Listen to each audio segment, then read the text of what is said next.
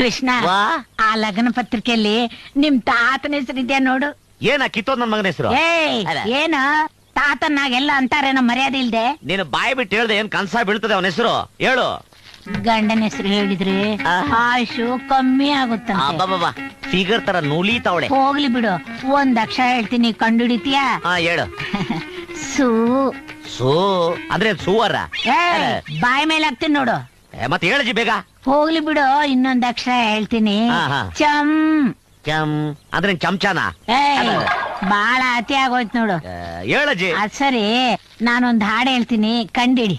Just a minute. ನೀನ್ ಹಾಡು ಹೇಳಿದ್ರೆ ನಾನು ತಾಳ ಹಾಕ್ತೀನಿ. ನಾನು ತಾಳ ಹಾಕಕ್ ಶುರು ಮಾಡ್ತೀನಿ. ಹಾಡು.